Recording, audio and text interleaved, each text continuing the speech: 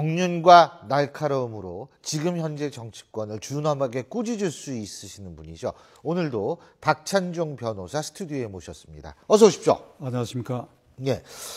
자, 이 얘기부터 해야죠. 인적 개편 단행을 했는데, 그러니까 나름대로 승부수라고 볼 수가 있겠죠. 청와대 입장에서 볼 때는, 청와대 입장에서는, 그죠?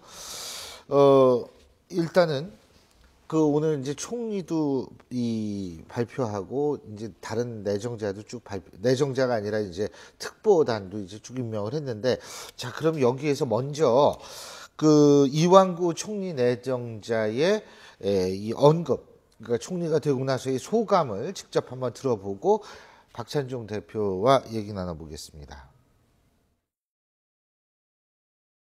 어제 저녁 늦게 연락을 받았습니다. 저의 공직의 마지막 자리다라고는 그런 각오와 함께 수락을 했습니다. 대통령께 직언하는 총리입니다. 대통령께 직언하지 못하는 총리는 그거는 저는 문제가 있다고 생각합니다. 대통령께 쓴소리와 직언을 하는 그런 총리가 되어야 된다. 예. 자, 대표님. 이완구 총리 후보자 얘기부터 해보죠. 어떻게 지명을 잘한 거라고 보십니까? 글쎄, 그것은 앞으로 두고 봐야죠. 우선 국무총리라고 하는 것에 대해서 이 총리로 지명받거나 과거 총리를 지낸 당사자들이 총리 자리에 대한 어떤 환상을 가지고 있고 국민들도 총리 자리에 대한 오해가 있는 것 같아요. 우리 헌법의 총리는 대통령의 보좌관입니다. 수석 보좌관, 수석 장관일 따름인데 이것이 관념적으로 변질이 돼가지고 조선조 시절에 임금 한 사람 밑에 만 백성 위에 1인 지하 만인 지상의 영의정이라는 관념.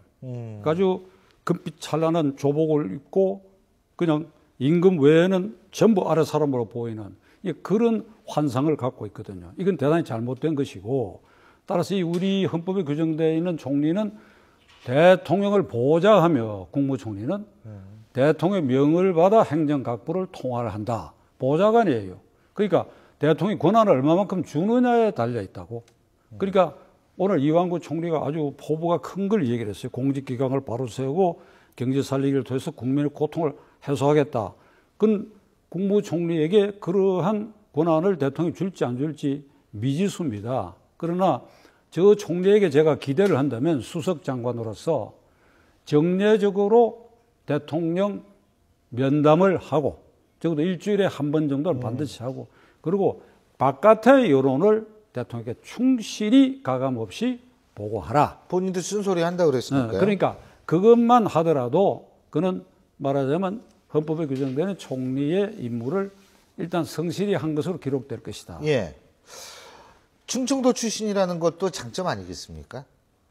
그럴 수 있겠죠. 그럴 수 있죠.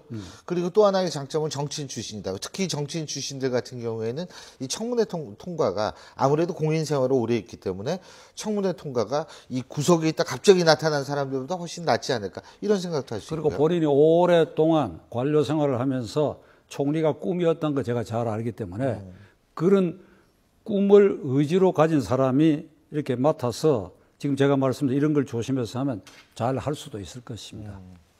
예. 그러니까 이완구 총리 지명자 같은 경우에는 그거는 어느 정도 기대할 수 있다라는 말씀이신 것 같고요. 자, 두고 봐야지. 그렇죠. 그거나. 자, 김기춘 실장은 다시 한번 유임이 된 겁니다. 그죠? 그동안 우리 박찬종 대표께서 그렇게 김기춘 실장이 물러나야 된다고 말씀을 하셨는데 어떻게 보십니까? 저는 이번에 청와대 인사 4명의 특보 임명 그리고 김 실장 유임 문고리 3인방의 잔류 이것은 박 대통령이 대단히 잘못한 인사다. 예. 나 개인은 실망했고 또 여론이 많은 부분들이 이 대통령이 이게 민심을 제대로 파악하지 못했다. 그러니까 활용점정이란 말이 있잖아요. 용을 그리는데 맨 마지막에 용의 눈동자를 그려 넣어야 그 용의 모습이 완성되는데 네. 활용점정에서 용의 눈동자를 빠뜨렸거나 아주 잘못 그려 넣은 이번 인사다. 왜 그렇게 말씀드리는 거니까 우선 특보단 저렇게 하는 거 보고 제가 깜짝 놀란 것이 민정특보를 검찰총장 지낸 사람이 민정수석이 있고 민정특보야. 그게 서열로 봐서 사법고시 서열로 봐서 15년 차이가 나는 후배야. 특보가 더 위다 이거죠. 특보가 검찰총장 지냈으니까 네.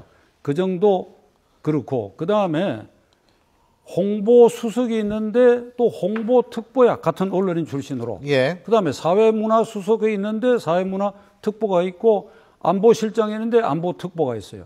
그러니까 이건 옥상옥이고 이러한 이 신설은 국민들에게 박 대통령이 여론 지지율이 나빠지니까 뭔가 인적 쇄신을 하는데 이른바 노이징 마켓 효과는 있을 거예요. 뭐 특보단 그럴듯한 사람도 많이 채우고 이런 효과는 있으나 가만히 들여다보면 청와대를 강화하는 것은 청와대 내의 의사소통에 문제가 있고 나아가 내각이 약화되는 부작용을 초래하게 된다. 내각의 강요들 입장에서는 수석 눈치도 봐야 되고 특보 눈치도 봐야 된다고. 대통령 눈치 보는 건 말할 것도 없고. 그리고 문고리 3인방을 그대로 잔류했다고 하는 것은 국민 여론을 완전히 외면한 것이다. 그러니까 이 부분은 대통령이 나는 나 홀로 간다. 그리고 특보단 임명하고 총리 지명하면 그게 무칠이라고 혹시 생각한지는 모르겠으나 그 나머지 긍정적인 부분도 그로 인해서 그 그림이 망가진다. 활용점정에 여전히 눈동자는 망가뜨린 그림이 되어버렸다. 근데요, 이게 어떻게 되는 겁니까? 민정특보하고 민정수석이 있는데 예를 들면 누가 더 위죠? 그 법제상으로 볼 땐, 제도상으로 볼 땐. 그래서 그걸 모르겠다고 어떻게 운영을 하는지. 특보는 이게 특별히 만든 거니까 아닌가요? 그러니까 대통령이 지난 모르겠네, 1월 진짜. 10일 기자회견에서 예. 이렇게 얘기했어요. 당정청의 소통을 강화한다 그러는데 대통령 자신의 불소통이 문제가 된 마당에 특보를 임명해갖고 대통령이 해야 할 소통을 대신한다. 이건 있을 수 없는 일이에요. 지금은 나는 거꾸로 청와대를 축소해야 돼. 청와대를 축소하고 수석비서관 수도 줄이면서 그래서 수석비서관, 차석비서관 한 20명 단위로 줄여서 이 사람들에게 권한을 위임하고 내각의 모든 권한을 대폭 위임해서 대통령 수시로 그들을 면담을 해가지고 격려하고 성원해서 소통하도록 이렇게 하면 문고리 문제도 안 생길 텐데 이거 완전히 대통령이 역행해버렸다고. 그래서 박정희 대통령 때 청와대가 200명이 안 됐어요. 김영삼 대통령 때 230명으로 출발해가 지금 700명 내외가 되었어요. 우리가 하나 귀감으로 삼아야 할 것은 독재자라고 칭했던 이승만 대통령 때에 그 경무대 비서는 4명인가 5명밖에 없어. 수석이란 말도 없고 비서가 4명인가 5명밖에 없고. 그때 우리나라 등치가 작아서 그랬던 거 아니에요? 지금은 좀 등치가 크고. 그 비서를 돕는 지극히 소수의 사람들만 있었다고. 그러니까 그건 이승만 대통령이 미국 박사고 미국 사정을 잘 아니까 미국 백악관을 벤치마킹한 거예요. 그러니까 미국서는 장관을 세크리터리라고 하거든. 그렇죠. 대통령 보좌관이야. 보좌관이니까 언제든지 수시로 만나서 의논하고. 그 이승만 대통령 때 기록을 보면 대통령이 장관을 수시로 만났어요. 수시로 만나서 명령하고 우직고 임무를 부여. 그러니까 그런 것에 대단히 역행했다 이번에는. 아까 그리고 3인방 말씀하셨는데요. 정확히 얘기한다면 3인방 중에 한 사람, 예, 그 안봉근 비서관 같은 경우에 이제 부속실에서 나와서 이 홍보수석실인가 글로 이제 갔고 이재만 비서관 같은 경우에는 인사위원회에 참석하지 않게 됐다. 근데 물론 그 자리는 계속 지키게 돼 있고요. 지금 그래서 이제 정성호, 이재만은 그 자리에 어쨌든 계속 있고 안봉근 비서관만 이제 나오게 된 거거든요. 이런 거 정도로 어떻게 잡음이 좀 사라질 수 있을까요?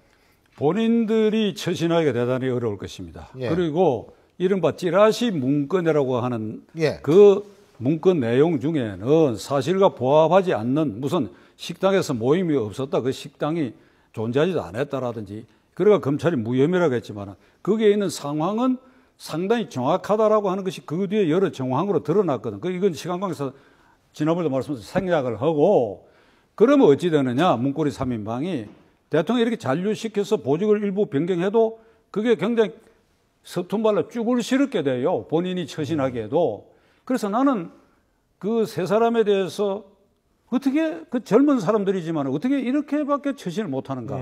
내가 문득 지금 생각나는 게 360년 전 병자호란 때 남한산성 포위당하고 인조임금이 항복을 하고 청태종이 심양으로 돌아가면서 척화파, 그러니까 청나라하고 화친해서는 안 된다라고 주장하는 신하 세 놈을 묶어서 심양으로 보내라 그랬어요. 그럼 이게 대신급을 묶어서 보내라는 것인데 모두 몸을 피했단 말이에요.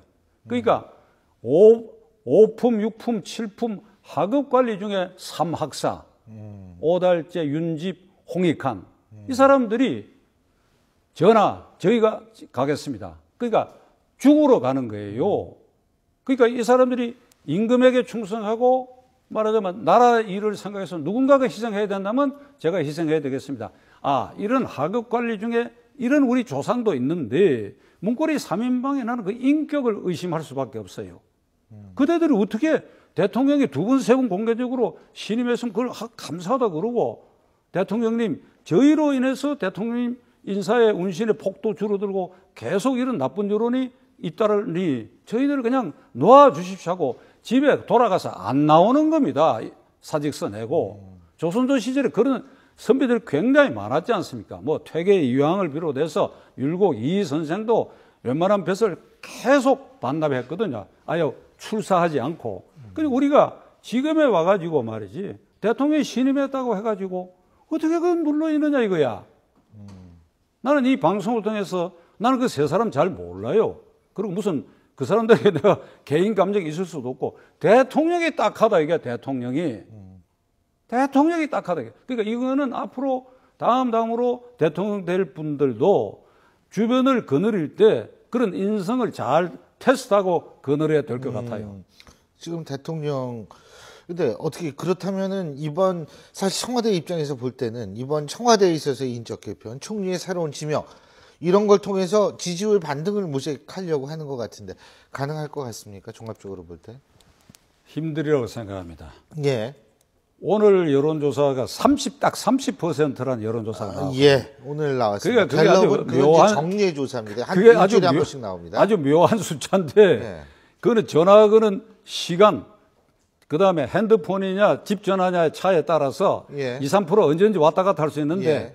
그게 30%니까 20%대는 아직 멀었다 생각할지 몰라도 예. 감각적으로는 지금 굉장히 내려가 있어요. 그러니까 대통령으로서는 선거 때 반대한 사람, 문재인 후보를 지지한 사람, 그 사람들도 전부 포용해서 지지자로 만들고 반대자의 숫자를 줄여가야 돼요. 그런데 단순 반대자에서 아주 미워하는 반대자, 더 나아가 당신 마음대로 해봐라. 아주 이렇게 포기해버린 반대자 수가 늘어나면 예. 이게 국정 운영의 동력이 굉장히 약화되는데 제 느낌으로는 말이죠. 그 여론조사 그 지표와 관계없이 굉장히 나쁘다고 나는 생각합니다. 당신 마음대로 해봐. 이렇게 말하는 사람이 굉장히 늘어나고 있다.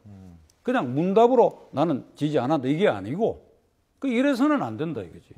그러니까 3인방 얘기 지나갔지만은 그런 것이 그대들의 그 요소 때문에 대통령의 그 민심이 이와 같이 나빠지고 있는 요인이 된다고 한다면 그것만으로라도 하늘을 두고 부끄러움이 없고 깨끗하다 하더라도 예. 그것만으로라도 그대들은 물러설 수 있다. 아니 병자호란 때 끌려가서 목숨을 바친 사막사가 무슨 책임이 있어요? 없는데도 그렇게 했다. 그거 우리 후손이다 이거예요. 그런 선비 정신을 가진 조상을 가진 우리 후손들 아니냐 이 말이야. 알겠습니다. 자, 이건 또 다른 테마인데 이석기에 대한 대법원의 최종 판결이 어제 나왔습니다. 1년 5개월 만에 소위 말한 내란 음모 사건 이제 마무리가 됐는데 법조인이시잖아요. 어떻게 보셨습니까? 지금 일부 잘 안 알려진 부분이 있습니다. 예. 국민들 사이에 시청자들 사이에 내란죄는 음모, 칸마하고 음모, 칸마, 선동. 예. 그러니까 각각 독립된 범죄입니다. 그러니까 음모죄가 중하게 처벌되고 선동죄가 가볍게 처벌되는 것이 아니라 똑같이 처벌이 돼요.